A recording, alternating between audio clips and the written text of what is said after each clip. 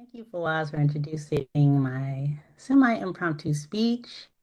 I am on a new path, strategic relationships, and I'm on level 2 of this path. And one of the required projects is called cross-cultural understanding.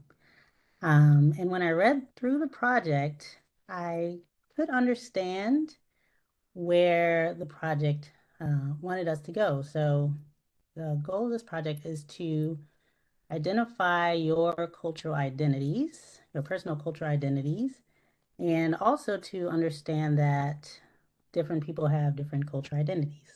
We all know that.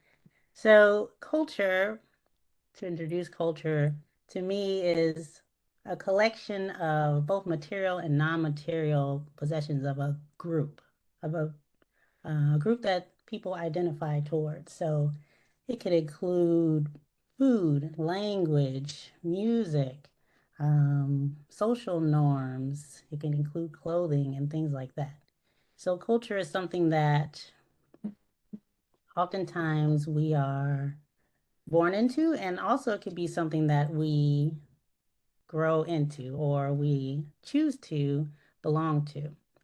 And cultural awareness is important because it's important to know that not everyone is from the same background, not everyone grew up the same way, and we all should be respectful of people's differences culturally. So when we're in an environment of um, maybe we're visiting a different country or we're in an environment where there are multiple cultures represented, it's important to understand and be self-aware that you bring your own personal perspective based on the cultural identities you identify with, and others might have different cultural identities as well. So, how do you interact with that? How do you value different cultures? How do you become curious and try to understand different cultures? And how do you convey your culture?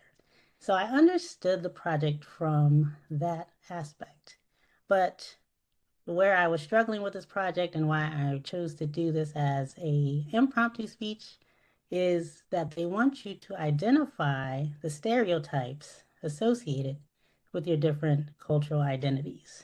And that is where I've been struggling to write or even think about doing this speech. So to get into the speech, let's just go through the workbook or worksheet that they gave you to help you identify your cultural identity.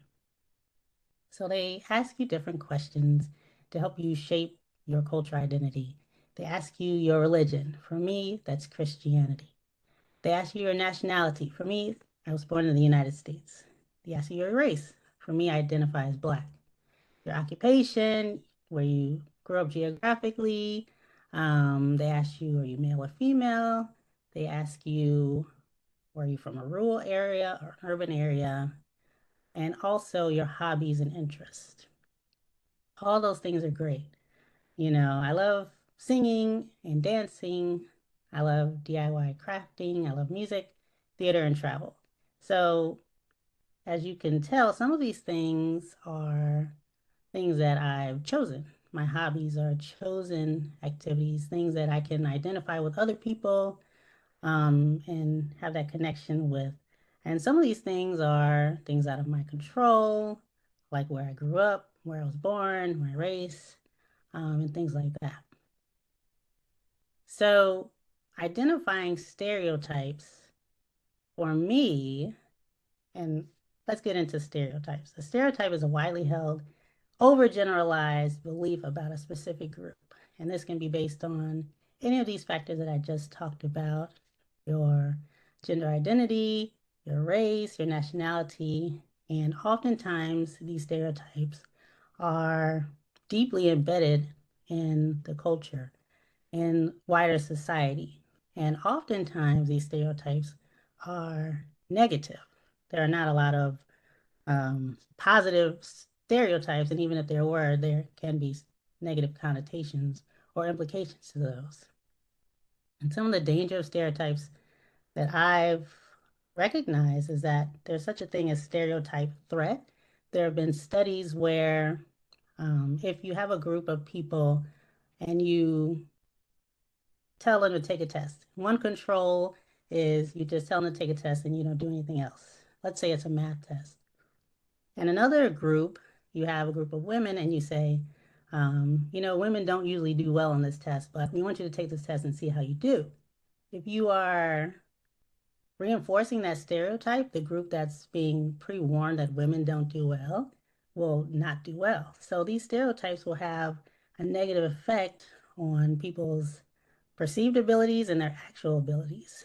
There can also be real life physical danger associated with negative stereotypes. There could be psychological harm. And also, these stereotypes can cause you to, if you're buying into them, to miss out on connecting with others. If you preconceive something about someone based on how they look or where they're from, you might miss out on making a friend or learning something new. So instead of talking about the different stereotypes of my identified cultural identities, I wanted to recommend some resources that may challenge some stereotypes that are prevalent in this society. So, three of my most prominent or the things that most affect my personal perspective as far as identity is being Black, a woman, and a Christian. So some of the things that may challenge stereotypes that are held up in society, I've identified a book. It's called Whistling Vivaldi by Claude Steele. And it talks about all different types of stereotypes that are prevalent in the United States and how we can challenge those stereotypes in our minds in order to dismantle them. And hopefully in the future, they won't be the same. There's also a movie, it's called Uppity. It's on Netflix. And I really love this movie. It's about a race car driver that's Black, one of the first ones. And typically, when you think of race car drivers, you don't think of a Black one, but it's a story about perseverance, and I really, really enjoyed it. It's a documentary. As far as women and the science and engineering, oftentimes we hear that there are not a lot of women in these fields. So if you haven't seen the movie Picture a Scientist or even Hidden Figures, these are both movies that challenge that perception of women not being interested or even suited for a role or career in science and engineering. And finally, being a Christian, there are some uh, prominent Christian groups that have um, created some stereotypes of what it means to be a Christian. And recently I heard a podcast episode. The podcast is called Criminal, and the episode is called The Procedure. And if you're interested in looking that up, it's a very interesting scenario where a group of priests and nuns do something unexpected.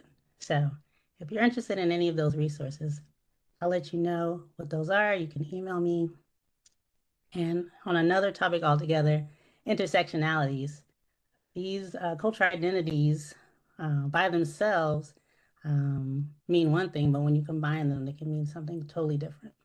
So thank you so much for listening to my impromptu speech about this. Maybe I'll do some more exploration in the future. Thank you very much, Fawaz. And Jaslyn, thank you very much for a really great speech. I felt that since, of course, I've known you a while, that you're becoming more and more comfortable at speaking and at being impromptu. And this is why I was happy to keep saying, no, Jaslyn said she was going to do a speech. I definitely think that the topic of your speech can really touch each one of us in this room in many ways. Anything that deals with cultural identities as well as stereotypes. I think both topics are ones that we could surely talk more about, maybe in this audience, in Toastmasters, because this is a place where you can really express your ideas and your thoughts without any, judgment. So again, I also really appreciate today your vocal variety because you tend to be someone that speaks in a very calm fashion, but you have a way of speaking that, although it's conversational, you still manage to has change your tone in some times, and I thought it was done well. So congratulations on that too. Um, what else?